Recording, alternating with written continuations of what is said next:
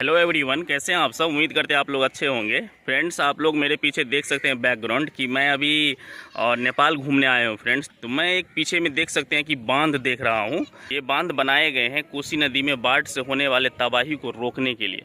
आप लोग सोचते होंगे कि ये वीडियो मैं क्यों बना रहा हूँ। तो ये वीडियो मैं इसलिए बना रहा हूँ फ्रेंड्स कि आप लोग भी देखें कि नेपाल जैसा एकदम छोटा सा देश और किस तरह से कोई भी चीज़ होता है तो कितना सिस्टम से होता है और कितना बढ़िया से होता है।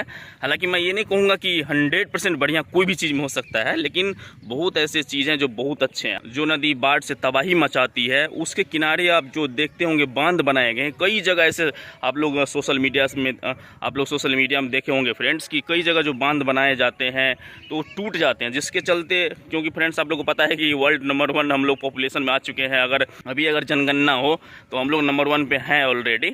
ये सामने जो आप देख रहे हैं ये कोसी नदी है। आपको थोड़ा अभी जूम करके दिखा देता हूँ क्योंकि मैं यहाँ से देख नहीं सकता उतना। देखिए, थोड़ा आपको दिखाई देता होगा वहाँ, वो कोसी नदी है।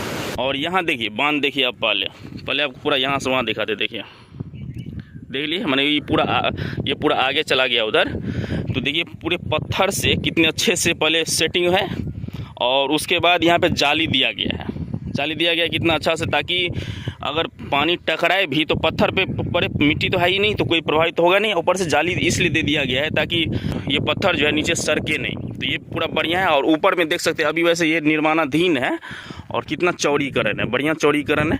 और इधर एक गांव है, क्योंकि मैं अभी नेपाल में आ चुका हूँ। देख सकते हैं नेपाली घर तो आप लोग जानते हैं फ्रेंड्स कैसे ही रहता है। और यहाँ आप थोड़ा देख सकते हैं कि स्कूल है, तो इस तरह का नेपाली स्कूल रहता है यहाँ पर।